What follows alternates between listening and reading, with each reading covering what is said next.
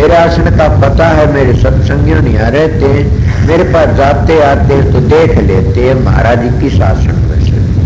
अगर मैं जब सुमरण करता हूँ तो मैं दीप देगा सुमरण तो कि छानी रह से सांस भी आओगा हालता भी। अगर जब मेरा सुमरण नहीं को अभ्यास में होगा तो मेरे देख के सब मेरी चरपाई रहते जंगड़े रहते हैं पास और जंगड़े खोल भी देता हूँ।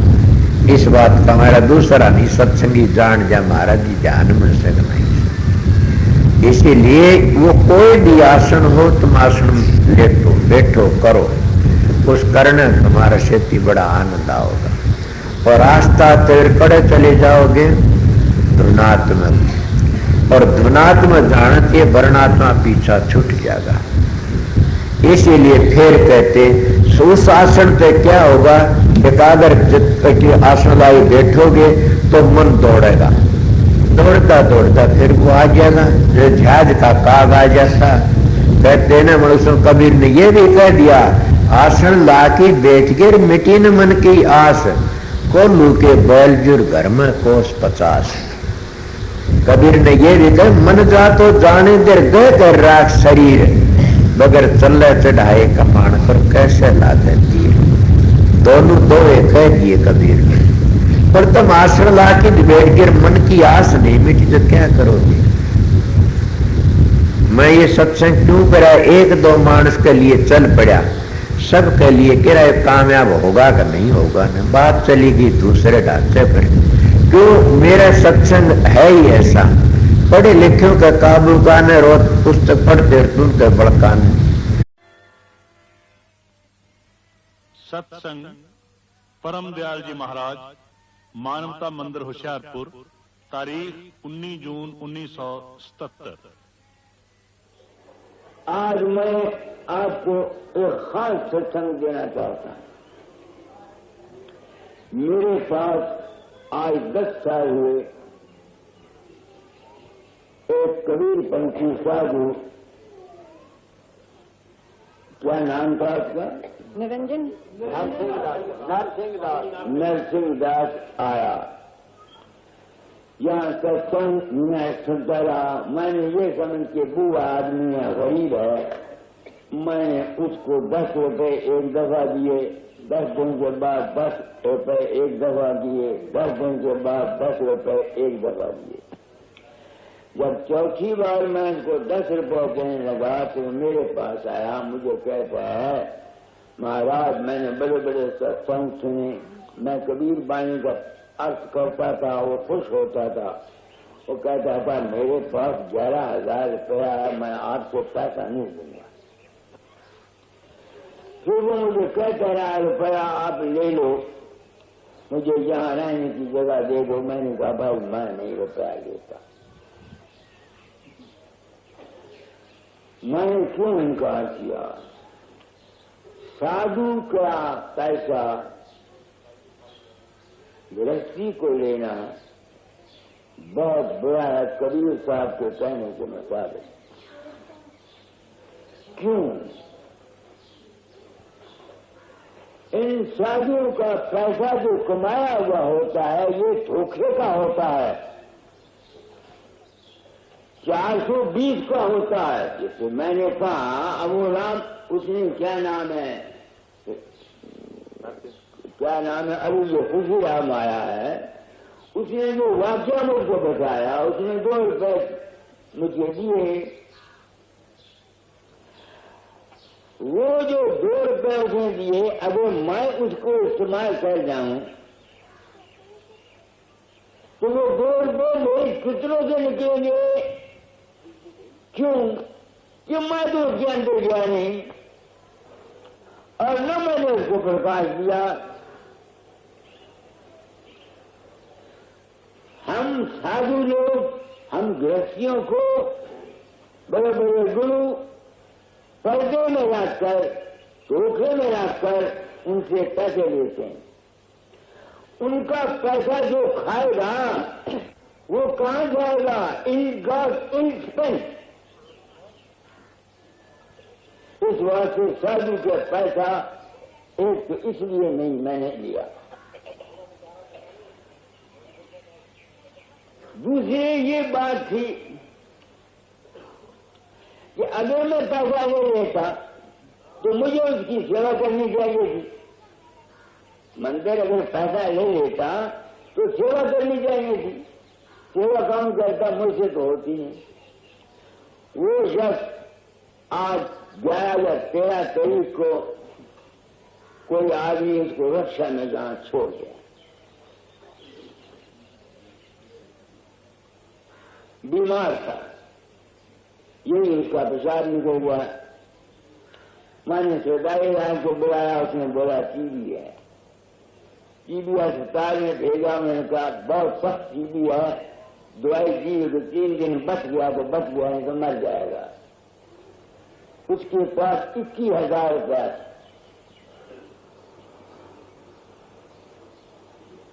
वो आज गया, क्योंकि जब वो आया उसके तीसरे पैर के पास से किसी ने जोशी के हाथ में कहा, वो 2,000 रुपया मंदिर से ले आया, बैंक से वो आया। 11 से 1 रुपया गरीब आदमी का उसकी लड़की की शादी के लिए वो दे हुआ।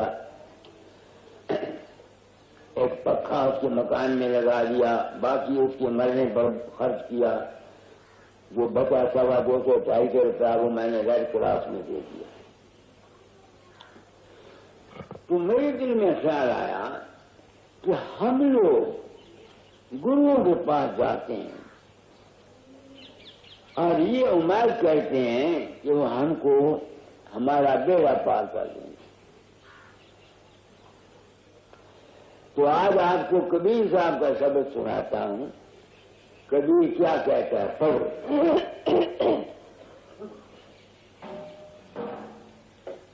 बाहर नहीं आवना या देश, बाहर नहीं आवना या देश। जो जो गए बाहर नहीं आए, जो जो गए बाहर नहीं आए। पठवते नाही संदेश, पठवते नाही संदेश, बाहर नहीं आवना यादे। अब कबीर तो ये कहता है। अब अगर कोई ये शख्स कहता है कि मरा हुआ बाबा सावन सिंह या महाराज या कबीर साहब उसके अंतर प्रकट हुआ, क्या यह गलत नहीं है? कबीर तो कहते हैं वहां तो आया नहीं, मगर हम लोग तो ये कहते हैं बाबा सावन सिंह ने हमको अंदर में दर्शन दिए या महाराज जी ने दर्शन दिए, मरा हुआ गुरु आया। कैसे मानूं जब मैं जिंदा किसी के अंदर नहीं जाकर बैठा हुआ जाता तो कैसे मरूं?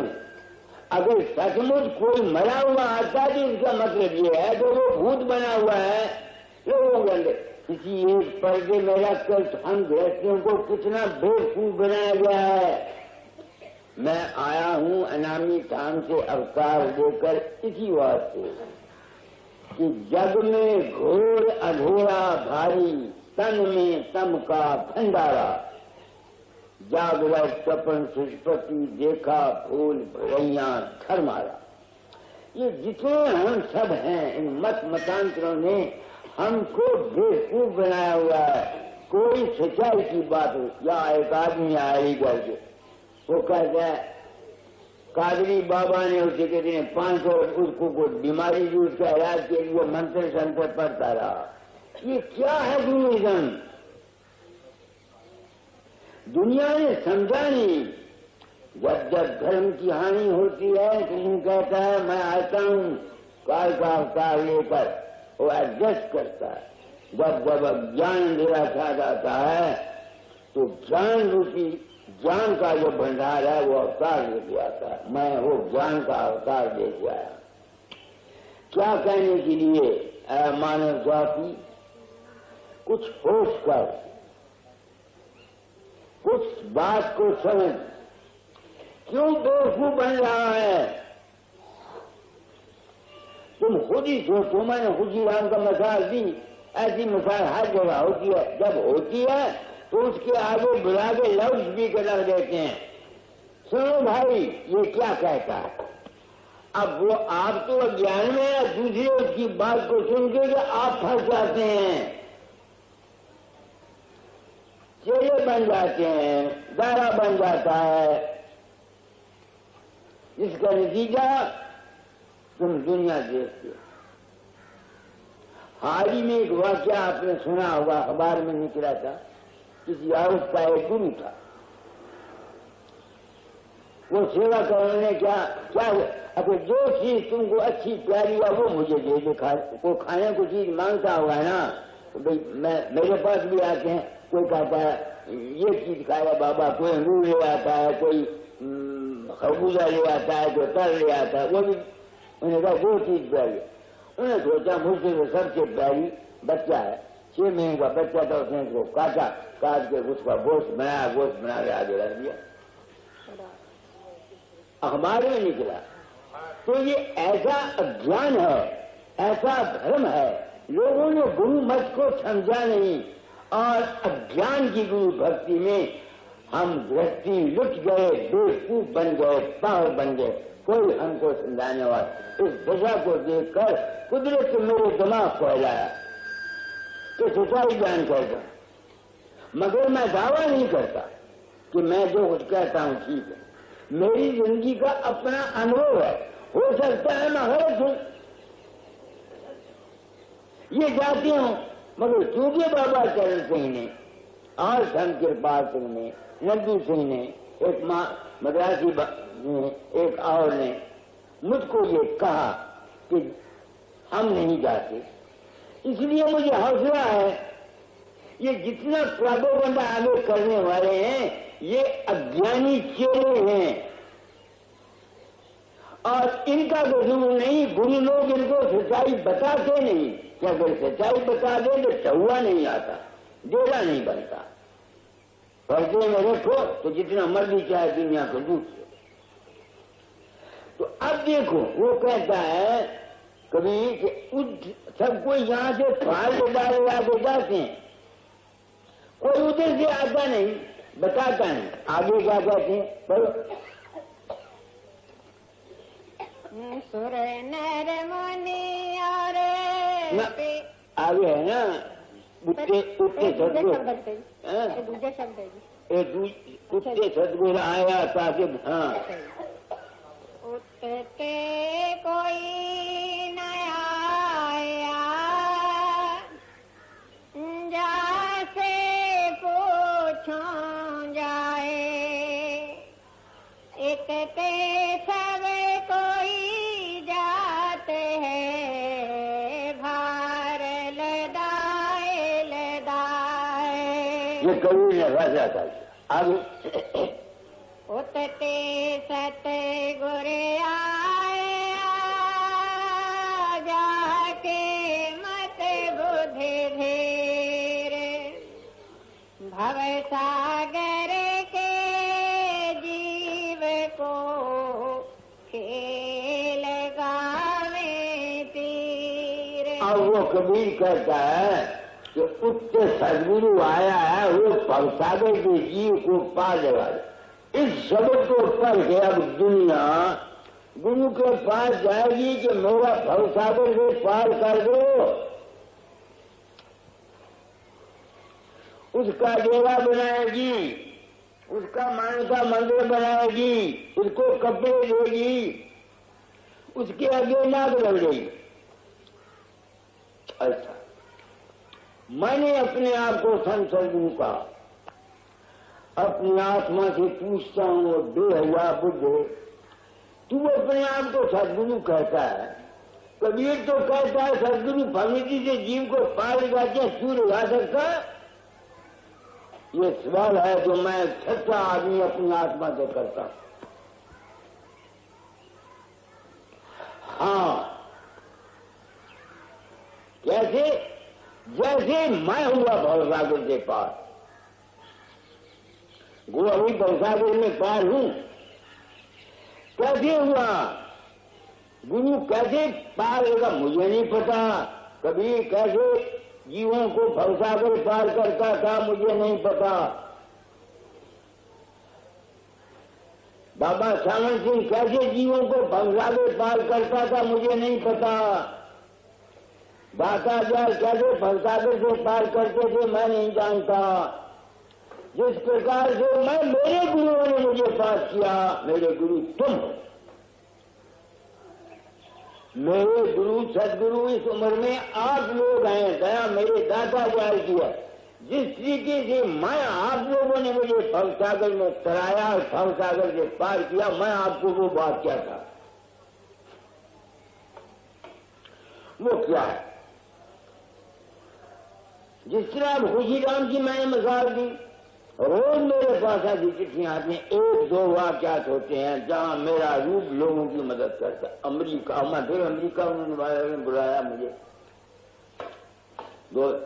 उनके अंदर मेरा रूप प्रकट होता है, उनके काम कर जाता है। जहां भी कोई बात कह देता हूं पूरी हो जाती है, वो समझते हैं बाबा करता है। अब मैं अपनी आत्मा से पूछता हूं, कीर्तन लोग तेरे पास से प्रसाद ले जाते हैं, वो अपने विश्वास से राजी हो जाते हैं। मैं बीमार होता हूँ, डॉक्टरों के पास दौड़ता हूँ। अभी पीजीआई में गया था, वहां चेकअप करा के आया। अगर मैं ही कर सकता होता तो मैं अपने आप को बीमार नहीं ठीक नहीं कर सकता। ये एक सवाल है। मेरी आगे 6.5 साल हार्ट ट्रबल से बीमार होकर मर गई। 3 हार्ट ट्रबल वाले मेरे प्रसाद से राजी हो गए। मैं अगर उसको राजी कर, मेरे प्रसाद में ताकत होती तो मैं अपनी औरत को राजी कर सकता। इन तमाम तजर्बों ने मुझे मजबूर कर दिया ये मानने के लिए कि जो कुछ किसी को मिलता है वो उसका अपना विश्वास है, अपनी श्रद्धा है, अपना यकीन, और कुछ नहीं।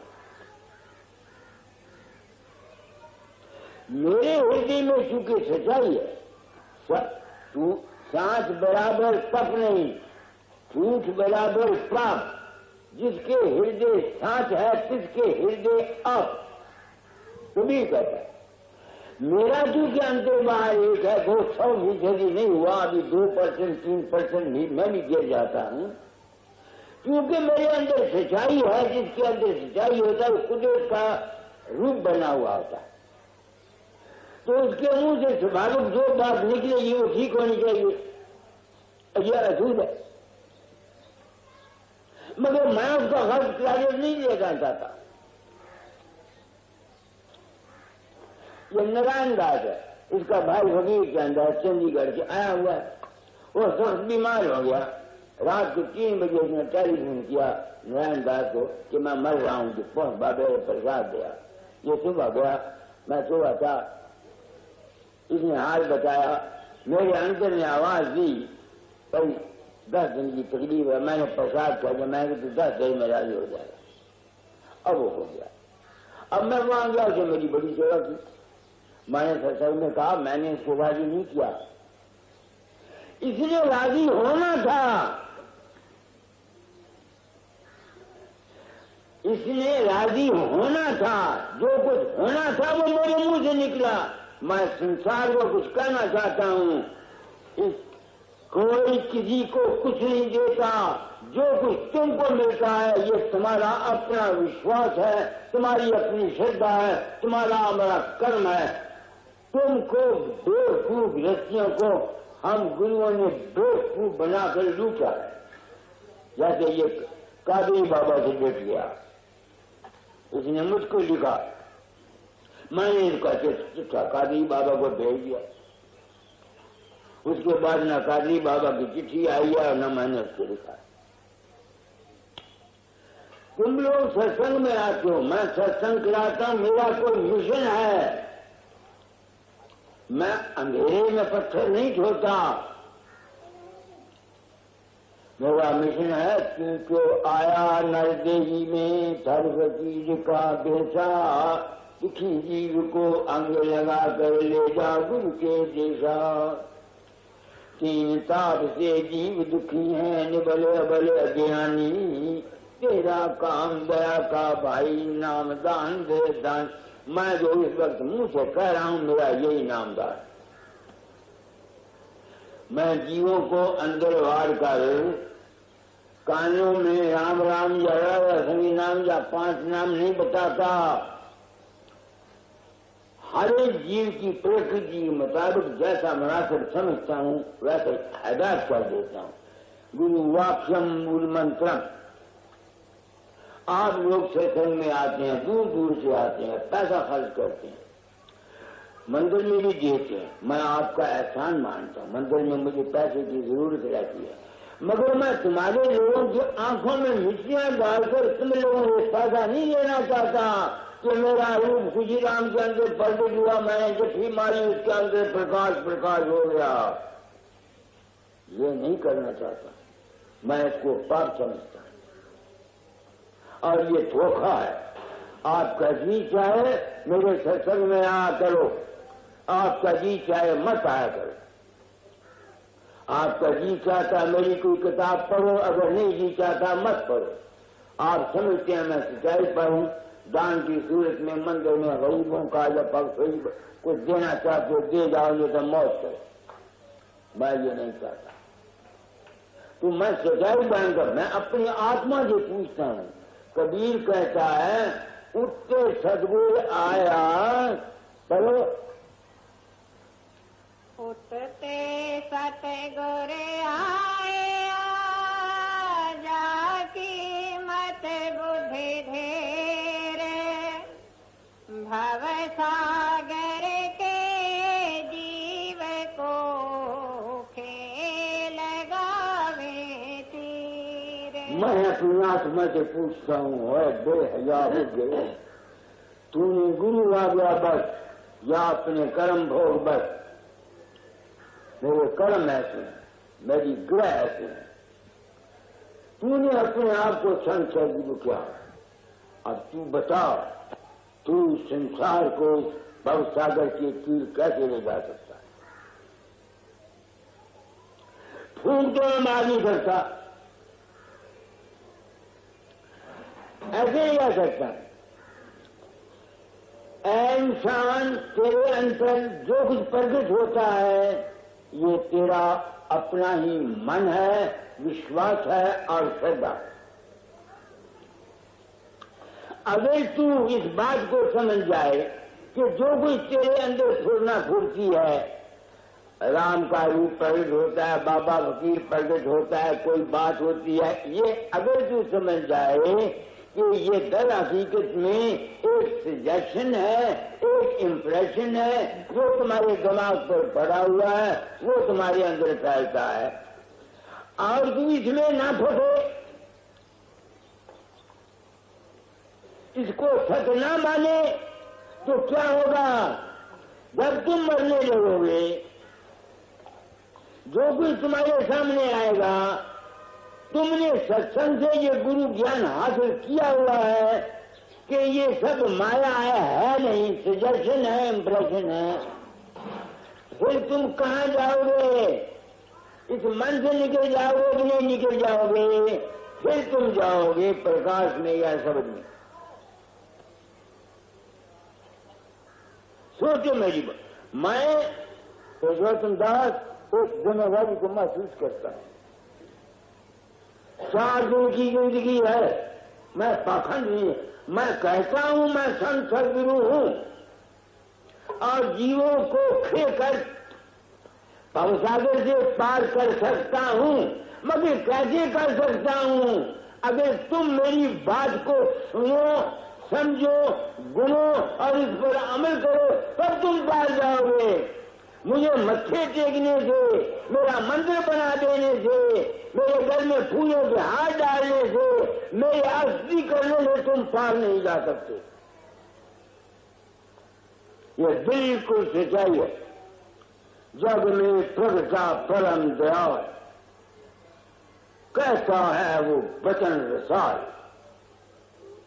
जो कोई माने समझे वो हो जाएगा निहाल। तुम अगर नहीं समझते तो मैं क्या करूं? तुम लोग जो मेरे पास आते हो भवसागर से पार होने के लिए आते हो। किसी का बेटा नहीं है, किसी का बच्चा नहीं है, किसी का मुकदमा नहीं है, किसी की लड़की की शादी नहीं हुई, तुम लोग तो दुनिया के कुत्ते, दुनिया के छलों के लिए आते हो। संत मत का इसके साथ कोई ताल्लुक नहीं, ये सब झूठ। तुमको दुनिया में जो भी मिलता है ये तुम्हारा अपना कर्म है, तुम्हारा अपना ख्याल है, तुम्हारा अपना विश्वास है, तुम्हारी अपनी नियत। ये बिल्कुल साफ बात। तो कबीरपंथी साधु मर गया, कबीर का वचन ज्यादा। मैं सोचा ये लोग कबीरपंथी बन गया, सारी उम्र मांग मांग के खाता रहा, हो गया पैसा साथ। जो कबीर कह गया उसको तो कोई बड़ुआ सुनता नहीं, जो स्वामी जी कह गया उसकी तो कोई बात सुनता नहीं। सब अपने अपने मन के चक्कर में फिरते हैं। मेरा सत्संग संत मत का सत्संग है, काल मत का सत्संग नहीं मैं दे रहा। तुम लोग आ जाते तो कितनी कितनी दूर से तुम लोग आए, मेरे से भी कोई जिम्मेवारी है या मैंने पखंड का जाल बनाया हुआ तुम लोगों को लूटने के लिए? यह गलत। मैं सदगुरु की हैसियत में संत मत को साफ किए जा रहा हूं कि गुरु कैसे भवसागर से पार लगाता है, ये ज्ञान देकर कि है इंसान तेरे अंदर जिस कदर ख्यालात विचार पैदा होते हैं ये माया है नहीं, भासते हैं। तू इनमें फंसा हुआ है। मेरा पुत्र, मेरा भाई, मेरा चाचा, मेरा गुरु, मेरा मदर। तो जब तक किसी के दिमाग में से किसी भी स्थूल पदार्थ से तुम्हारा प्रेम है, बेटे से, बाप से, बाबे फकीर चंद से, फकीर चंद के मंदिर से, जोरे व्यास से, बाबा चरण सिंह से या राम से जो कृष्ण अयोध्या में पैदा हुआ, कृष्ण से, तुम्हारा आवाज भवसागर से पार तुम नहीं हो सकते। क्यों मैं कहता हूं? एक तो हमारे शास्त्र ये कहते हैं कि मरने के वक्त हिंदू लोग क्या करते थे, तिनका तोड़ते थे कि नहीं? जा भाई जिथों आया साझा तेरा कोई ताल्लुक नहीं।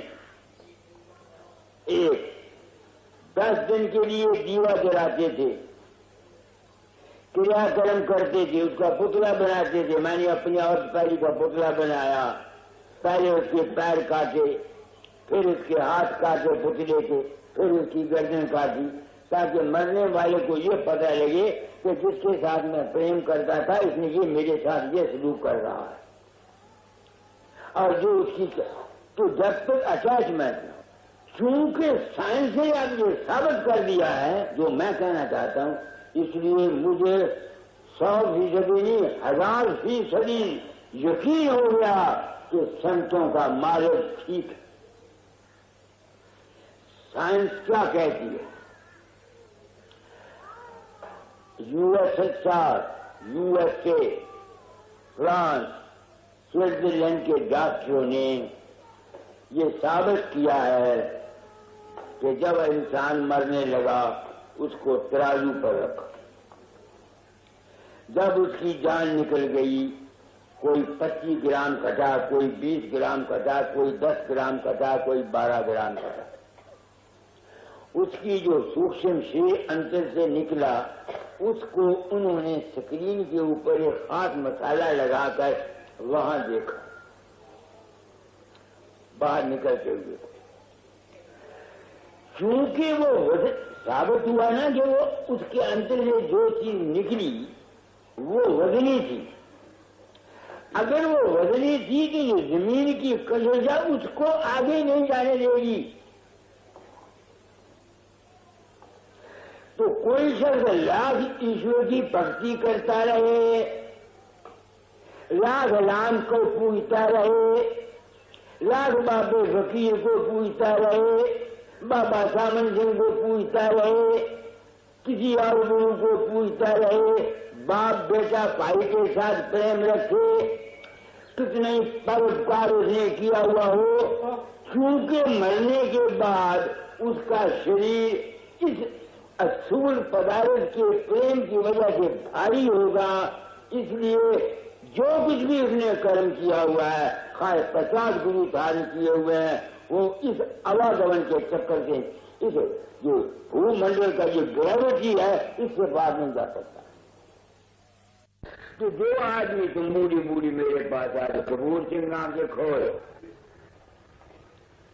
सारी उम्र तुम सत्संगी बने रहे, अगर तुम्हारा आखिरी समय तक तुम्हारा प्रेम कबीर चंद की जी के साथ, बाबा सावन सिंह की जी के साथ या किसी मंदिर के साथ, आदि असूल की दौलत के साथ, मकान के साथ है, तुमने लाख जिंदगी में सब किया हुआ है, गुरु की सेवा की हुई है, गुरु के थूक खाए हुए हैं,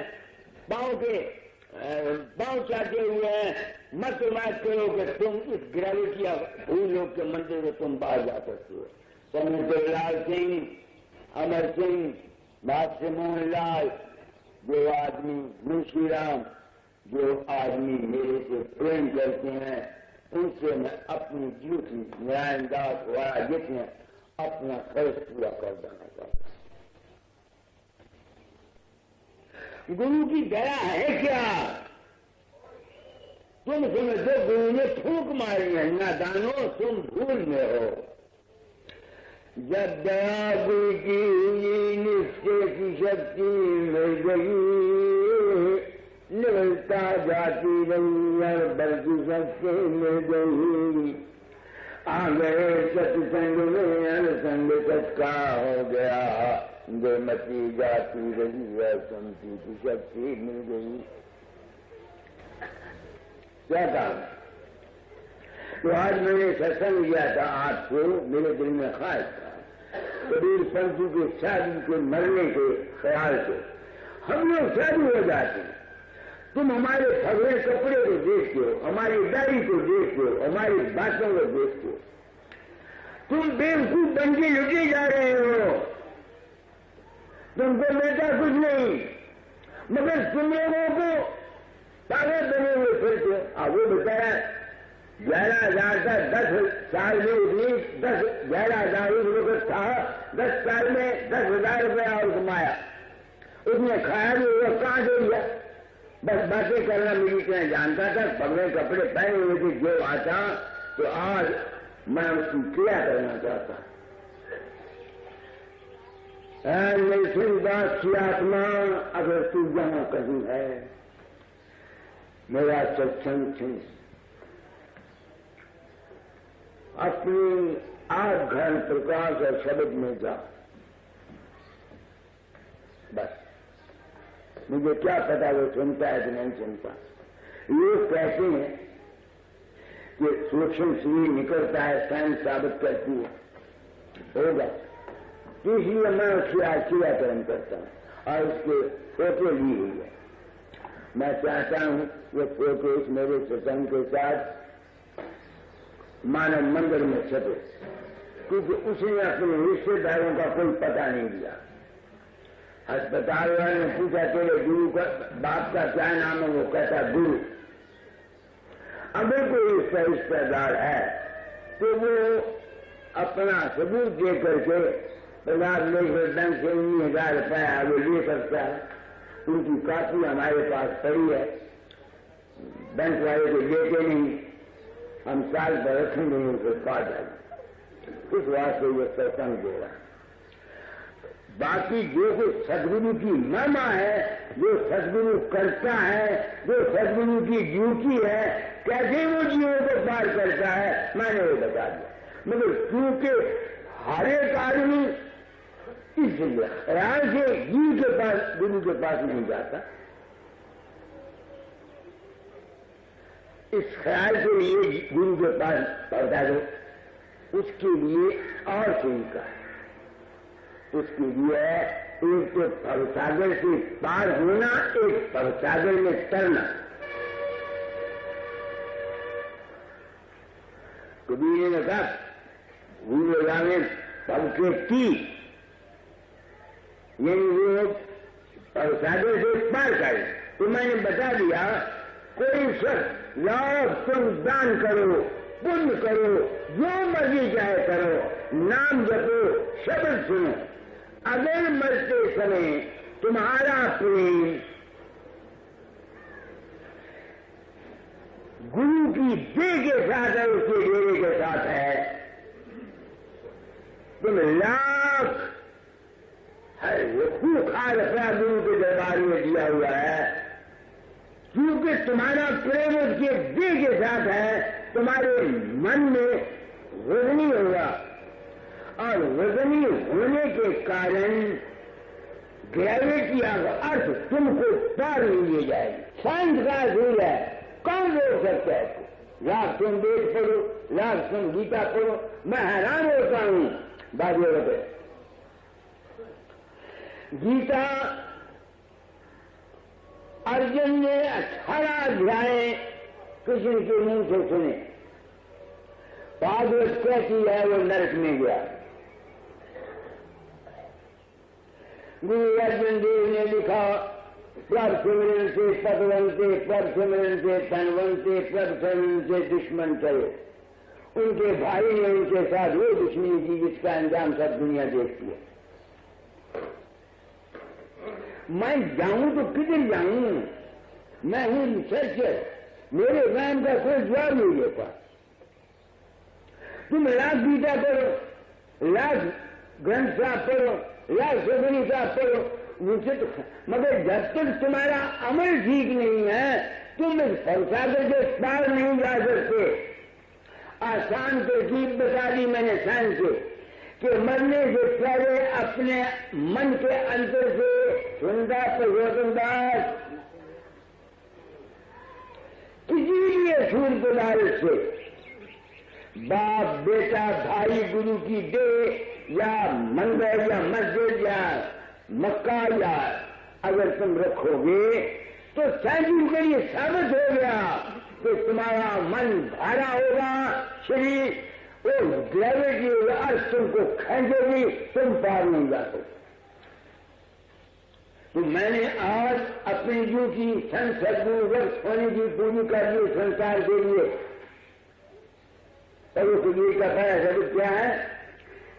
मुझसे कोई ना आया मैं तो चाहती हूँ उठते कोई न आया, जासे पूछूं जाए, इतने सब कोई जात है, भार लदाए लदाए।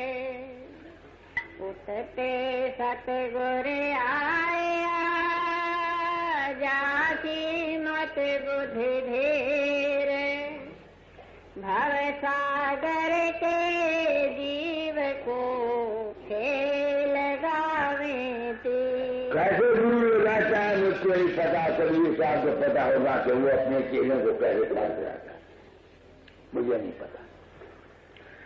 दाता दास कैसे अपने चेलों को पास कराते होंगे, मुझे नहीं पता।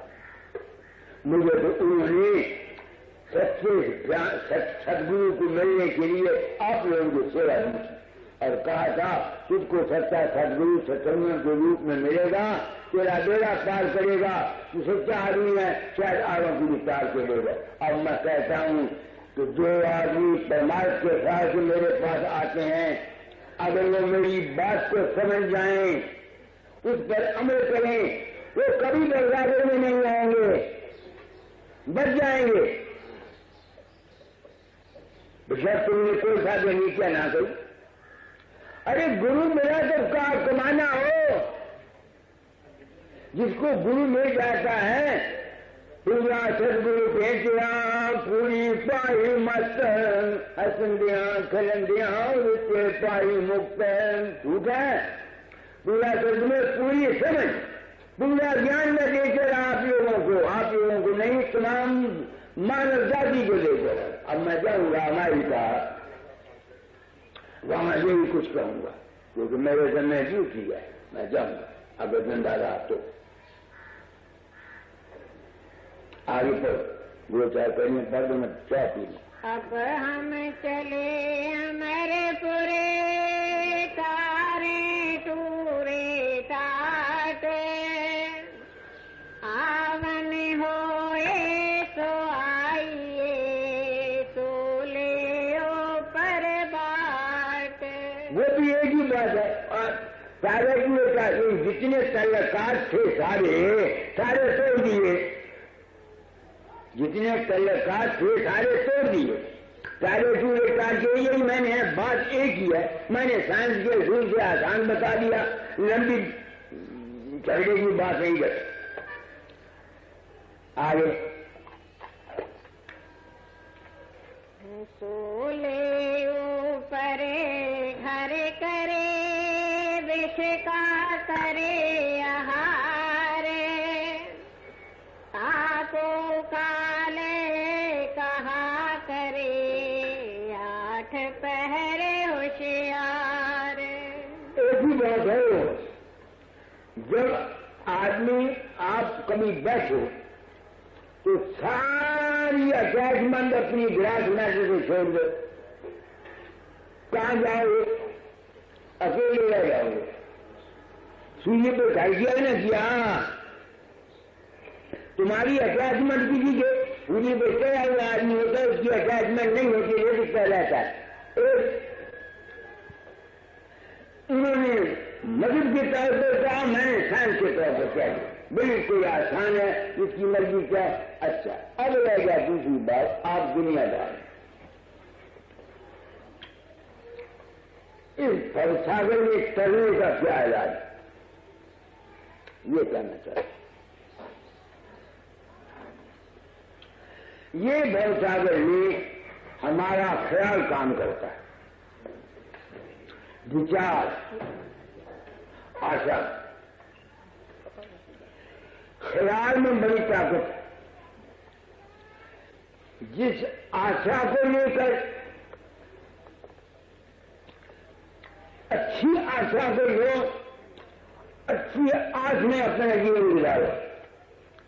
उस अच्छी आस ये है, अपना भला चाहो, अपने परिवार का भला चाहो, अपने मुल्क का भला चाहो, अपने ग्वालियों का भला चाहो, किसी के बरखलाफ दुश्मनी, अदावत, द्वेष, नफरत मत रखो। क्योंकि तुम्हारे ख्याल में ताकत है, तो जैसा तुम्हारा ख्याल है वैसा तुम्हारा हाल होगा। तो मैंने सबसे एक चीज पाई है, आसान से की, तो अपनी जाती गरज के लिए किसी को धोखा, फरेब, 420 हेरा फेरी मत करो, तुम्हें कोई तकलीफ नहीं होगी। क्योंकि हमको जो सजा मिलती है या सजा मिलती है वो हमारे अपने ही ख्याल की होती है। तो जिस शख्स अपनी जाति गरज के लिए किसी को तंग नहीं करता, वो पाप भी कोई नहीं करता। दुनिया की व्यवहार में ये सब कुछ करना पड़ता है। मैजिस्ट्रेट बैठा हुआ होता है, मुकदमा उसके पास आता है, किसी को फांसी दे देता है, किसी को कैद देता है, किसी को पाप है। सवाल सिर्फ अपनी जाति यही वजह है कि मैं अपनी जाति जिंदगी के लिए कोई भी हेरा फेरी नहीं करता। जो कुछ है तुम्हारा ख्याल। सबसे पहली बात यह है तुम्हारी वासना। जिस वासना को लेके, जिस नीयत को लेके तुम काम करोगे, उसका फल तुमको मिलेगा। अब मेरे पास कितने आदमी आते हैं, सब अपनी आजाद से दुख में। वो कहता है मेरा मुंडा आया था, मेरा एक ही काम करके मेरे ये नहीं कर। मैं उनसे पूछता हूं, तुमने किस नीयत से औरत के पास गए थे? क्या औलाद पैदा करने के लिए गए थे? तुम तो गए थे स्वाद के लिए, अपने विजयदार के लिए। ये ਤੁਹਾਡੇ मुंडे में लाए थे, रोंदे का नहीं हो, जो कुछ तुमने किया हो जो भूल दो। सोचे मैं नहीं चाहता। जैसे तुम हो उसके संस्कार तुम्हारी आवाज में जाएंगे। मैं नाम नहीं लेना चाहता, अपने अपने अंदर में दाखिल होकर देखो। तो इस दुनिया में सबसे पहले जीवन को सुख बनाने के लिए क्या है? औलाद को औलाद की नीयत से पैदा करो, बस। जो आदमी जिस नीयत से जो काम करता है उसको वो मृत्यु है। हम लोग नीयत से औलाद पैदा करते हैं, बता बोलो, तो फिर अगर औलाद नालायक होती तो जिम्मेदार कौन? कोई। एक तो दुनिया में सुखी आने का पहला इलाज ये है। दूसरा यह है कि अपने बच्चों को प्रेम लगाओ, अच्छी संगत दो, मगर संगत भी इसकी जानी चाहिए जो बराबर हो। दूसरा ये ड्यूटी है। तीसरी ये है, तुम्हारी जो कमाई है वो अपनी है, किसी को तंग करके नहीं होनी चाहिए। दुकानदार सौदा बेचते हो, अमीर आया उसको पूरा तोड़ के दिया, एक में या थोड़ा भाड़ा आ गया उसको चार ठगी की कम दिया। ऐसे आदमियों को बचते नहीं होती। ये ठीक है तो 4 दिन के लिए 4 पैसे आ जाते हैं, मगर उसका इंजाम ठीक नहीं होता। जैसा ख्याल वैसा हाल। गृहस्थ में रहने के लिए क्या है? अपने ख्याल को ठीक रखो। यही वेद कहते हैं, शिव संकल्प मस्तु। अच्छे ख्याल रखो, जहां तक हो सके खुशी का जीवन काटो, अपनी राम किसी के न दुखाओ। यही कबीर ने कहा है, जो शख्स पहले कबीर का शब्द, अब मैं भूजा रे भाई सदगुरु मेरे जुगत लिखाई। अब मैं भूजा रे भाई सदगुरु मेरे जुगत लिखाई। जानता हूं कि मेरे सत्संग से आप लोग अधिकारी नहीं हैं, पर आप अधिकारी हों या ना हो मुझे क्या, मैंने तो अपनी ड्यूटी पूरी करनी है। जो फल मेरे पर लगाया गुरु ने मैं वो पूरा कर देना चाहता हूं। कोई उससे फायदा उठाए या ना उठाए, मैं उसका ठेकेदार बनता हूं। अब मैं भूला रे भाई, अब मैं भूला रे भाई, मेरी सतगुरु जुगत लिखाई। अब मैं भूला रे भाई, क्रिया कर में 4 में छाड़ा छाड़ा तीर्थ का नाना। सगरी दुनिया भय सियानी, मैं ही एक बौराना। अब मैं भूला रे भाई, अब मैं भूला रे भाई, नाम जानो सेव बंदगी, नाम घंट बजाई, नाम मूरत धरे सिंहासन, नाम पहुँचत भाई। अब मैं भूला रे भाई, जोगी मूरत मुख से बोले करिए स्नान नहवाई। 5 टका हाँ देते थे तेरे, एक ही हाँ ले आई। अब मैं भूला रे भाई। अपना धर्म जो निभाता है और इसका जो फर्ज है वो अपनी ड्यूटी पूरी करे, हॉर्न का जो फर्ज है अपनी ड्यूटी पूरी करे, वैसे का जो फर्ज है अपनी ड्यूटी पूरी करे। तो इधर से गृहस्थ आश्रम में रहते हुए क्या है? वेद मार्ग, शिव संकल्प मस्तु, कल्याणकारी शब्द का ख्यालात रखना। तो अपनी ड्यूटी पूरी करनी चाहिए, फंसना नहीं, ड्यूटी अपनी पूरी कर। तो जो आदमी अपने फर्ज को पूरा नहीं करता, एक आदमी है हमारे मंदिर में जाती है, गुरु की पाउंडी दिलाती है, घर में आज खतर को लड़की है, बच्चों को लड़की है, तुम मुझे कहो वो परसूंगे, मैं नहीं मानता, बुरा ना मान। ये बात सच्ची। वो जमाना बदल गया, मगर आदमी को कोशिश करनी चाहिए कि जान हो सके माफियो, तुम माफियो। मैं तुम्हें एक ही गुरु बताता हूं, अपने घरों में शांति रखा करो। तीसरी नई चीज जो मैं तुम लोगों को बताना चाहता हूं, मेरी बात सुन लो। जो मेरे पेरेंट भाई, मेरे पास बड़े नौजवान 28 साल के कई आले स्कूल मास्टर बढ़ गए, तो बाबा भी आसान थे। जो चोर होता है ना, जासू, उसको अगर पुलिस का इंस्पेक्टर बना दिया जाए ना, वो चोरों को खूब पकड़ता है। मैं खुद गंदा इंसान था। 13 वर्ष की उम्र में मेरी शादी हुई, 16 वर्ष की उम्र में 10 में पड़ा, तो अशांति तो मेरे हिस्से में आनी थी, मुझे पता नहीं था। 1905 में मैंने नाम लिया। 1916 तक सवाए प्रेम के गाने या रोने के मुझे कुछ नहीं अंदर में नजर आया, ना प्रकाश नजर। तो वो कहता या प्रेम के पुकार करता था, बस ये बगराज चला गया। थोड़ा 2 दफा घर में आया, मेरा मानसिक चीज बंद चल रहा।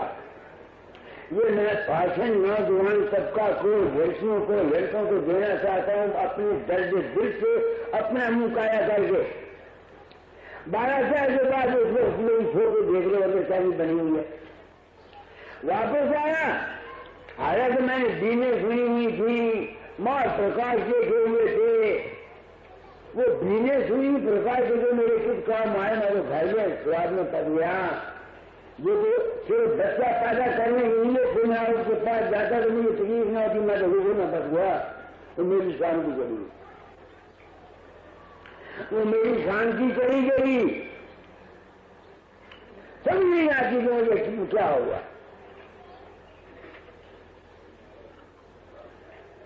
तो एक जगह 2 आदमी रहा जो मेरे पास आए, दादा उन्होंने सवाल किया तो दादा दादा उनका ठीक है, उनको पूछ लो। मैं आप जान था, मैंने कहा मुझे कुछ नहीं आता, जाओ। दादा दादा है तुम जा, वो चलो। उन्होंने जो कुछ मैंने कहा दादा को लिख दिया। दादा जाए उनको लिखा जी, उनको भगीर है, उनके पास से कुछ नहीं मिला, तो मेरे पास से भी कुछ नहीं मिलेगा। अब वो खत लेके मेरे पास सुनाम में आए, मेरे दिल में नफरत आई। मैंने कहा कैसा कोई है मुझे, मैं जिनको भरे दूं, मैं तो चलूंगा जो बैठ गया उस माया के दरबार के आगे। अरे अंदर से मेरी आवाज आई, उसमें चल ये है कोई। मैंने 5 साल अपने आप को कंट्रोल किया, फिर भी 2 बच्चे पैदा कर दिए, फिर मैंने कंट्रोल किया। तो अगर तुम लोग शांति चाहते हो तो तुमको मैं बता देता हूं, नौजवानों, लड़कियों, अपने मानसिक और शीघ्र ब्रह्मचर्य को वक्त के पहले मत गवाओ। कल मैंने किताब पढ़ी है, 40 बूंद खून की 40 दिन में 1 बूंद बीज की बनती है। कल एक मेरे पास कांग्रेस आई है, वहां लिखा हुआ है 40 बूंद खून की जो हमारे अंदर होती है, 40 दिन के बाद वो 1 बूंद बीज की बनती है। अब जो आदमी लड़का या लड़की अगर अपने ब्रह्मचर्य को बेरा फायदा अपने स्वास्थ्य के लिए जाग करते हैं, वो बताओ वो कितने अपने खून को लाया करते हैं। फिर अगर उनके मन में अशांति न आए तो आए किसको? फिर उनको अगर अशांति न आए तो आए किसको? अशांति का मेन कारण यही है कि हमारे खून में कमी होती है। जो बच्चा छोटा ज्यादा कमजोर होता है, माँ बाप को पूछे हर वक्त रोता रहता है, हर वक्त रोता रहता है। और जो बच्चा तगड़ा जो खुद रहता है, हर वक्त खानता रहता है। यही बात हमारी समाज को, क्योंकि मेरे को में झूठी थी। दाता ने कहा था कालीन को बदल जाना, ऐसा था मुझे नहीं पता मैंने क्या किया। आपने हुक्म दिया कालीन बदल जाना, मैंने जो जिंदगी में खुद अनुभव किया मैंने वो कहा। मुझे नहीं पता दोस्तों मैं गलत कहता हूँ या ठीक कहता हूँ, मेरा कोई दावा नहीं। मैं तो कर्म कर मारा हुआ हूँ, गुरु का ऋण पूरा करना था। मैंने उन्होंने कहा था ये चोरा छोड़ने पहले तालीम बदल जाना, मैंने जो समझा वो कहा। हो सकता मैंने जो समझा उठाया है तो मुझे कोई अफसोस नहीं। मुझे गुरु बनने की जरूरत नहीं थी। अगर मुझे गुरु बनने की जरूरत होती या कुछ मैंने पर्दा रखता, आज लाखों करोड़ जाकर मालिक होता, जमीन होती, एयर कंडीशन मेरे कमरे होते, मेरी जो कारें होती, जितना मर्जी क्या मैं तुम लोगों को ठग के रुपया ले जाता। बात होती कहता।